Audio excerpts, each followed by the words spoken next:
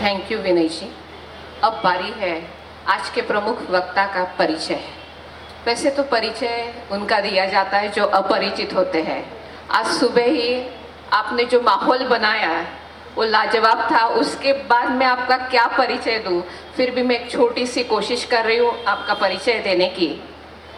छत्तीसगढ़ रायपुर से है हमारे प्रमुख वक्ता। समाज की ज्वलंत समस्याओं का हल कैसे निकाले, यही है इनकी विशेषता। छत्तीसगढ़ रायपुर से है हमारे प्रमुख वक्ता। समाज की ज्वलंत समस्याओं का हल कैसे निकाले, यही है इनकी विशेषता। पिता प्रकाश जी माता तारा देवी के है ये लाडले। पत्नी सुमन जी के साथ इन्होंने बीजेएस के कई कार्यक्रम संभाले।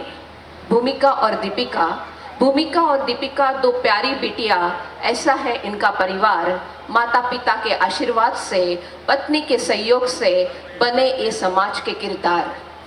बीजेएस के सभी प्रशिक्षण कार्यक्रम के आप हो मास्टर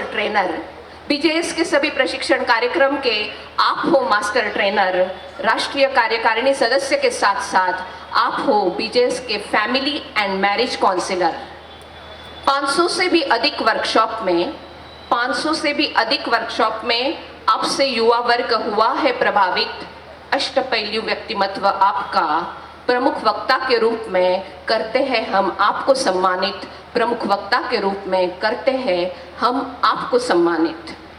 कौशल विकास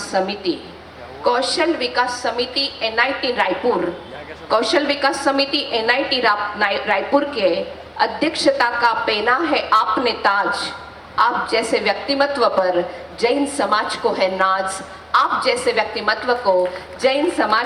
नाज। रिश्तों की खटास को मिटाकर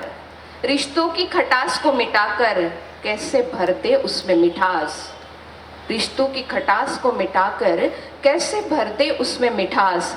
यही सुनने के लिए उत्सुक है हर व्यक्ति आपको खास। मैं आप सभी का ज़्यादा समय नहीं लूंगी, लेकिन चाहती हूँ तालियों की गूंज से हम आमंत्रित करें हमारे आज के प्रमुख वक्ता आदरणीय संजय जी साहब सिंह जी। आपको हम सम्मान पूर्वक इस मंच की ओर आमंत्रित करते हैं।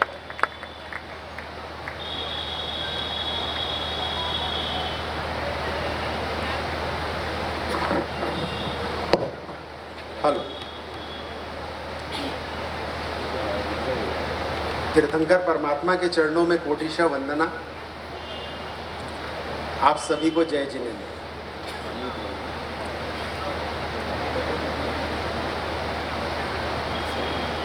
कहाँ से शुरू करूं?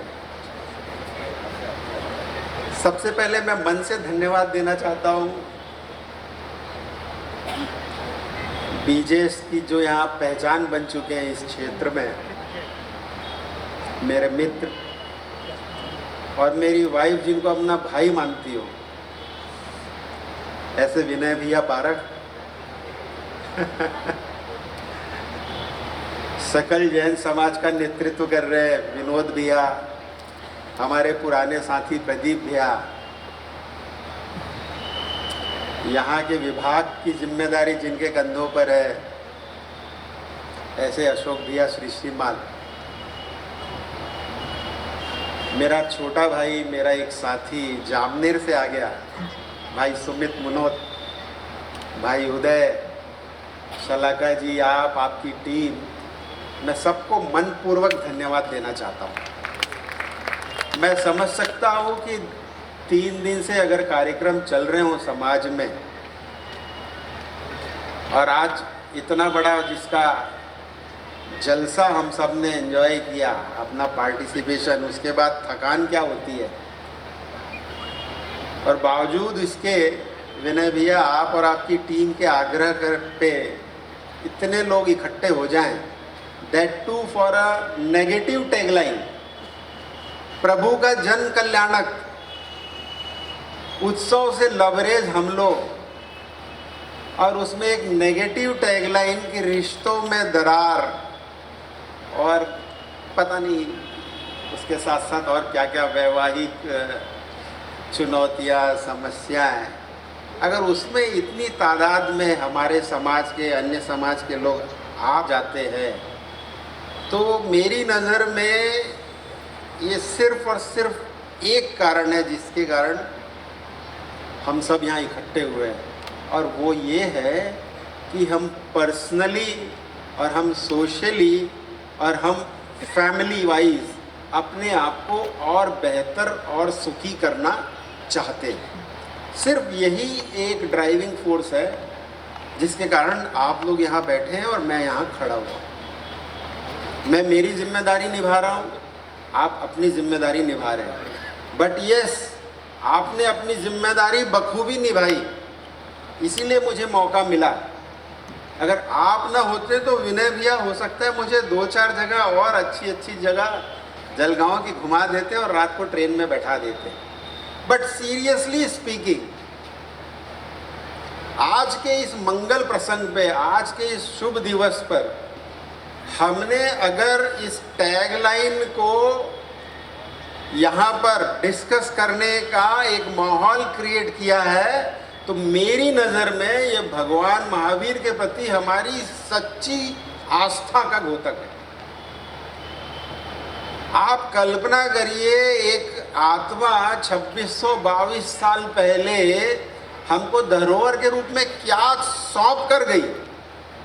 प्रभु महावीर ने अपने पूरे जीवन में सिर्फ और सिर्फ जी के हमको जीने का रास्ता बताया है। यही प्रभु महावीर हैं जिन्होंने पेट में हिलना डुलना बंद कर दिया जस्ट बिकॉज कि मेरी मम्मी को तकलीफ ना हो। वहां से अगर हम उनकी जर्नी सोचें और देखें, बट ये मैं जो कर रहा हूँ माता त्रिशला की, और उसी में मुझे एक आपको परोसने के लिए एक सेंटेंस जहन में जस्ट अभी क्लिक किया, और मैं चाहता हूँ अभी बोल दूँ, पता नहीं बाद में कहीं भूल ना जाऊँ। प्रभु महावीर ने 9 महीने माता त्रिशला के गर्भ में एडजस्ट किया। टेस्ट पास किया उन्होंने 9 महीने का, और विश्व को आने वाले समय को ये बता दिया कि adjustment is always good for life.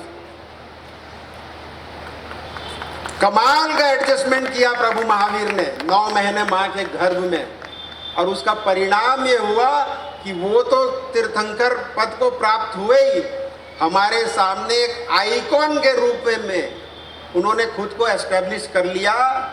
और उसी समाज का आज का चित्र, अगर मेरे युवा साथियों को किसी एक शब्द से सबसे ज्यादा एलर्जी है पोस्ट मैरिज, मैरिज के बाद, तो वो वर्ड है एडजस्टमेंट।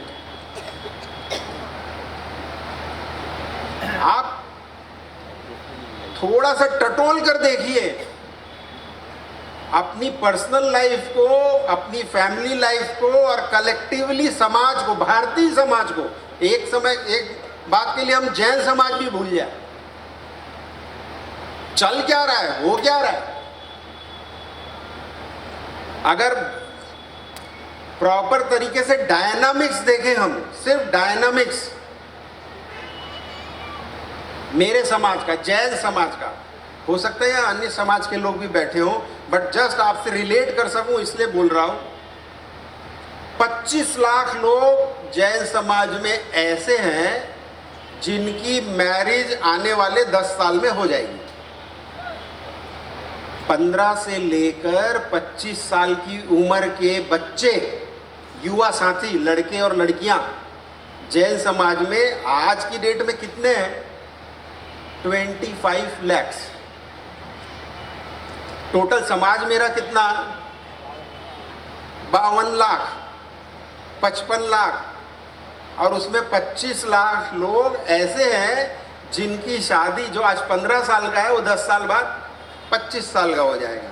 तो अगर ऐसा माने कि एवरेज एज 25 अगर मान ले हम मैरिज की, तो आने वाले 10 साल में जैन समाज में लड़के और लड़कियां बराबर हैं और है नहीं, सही में है।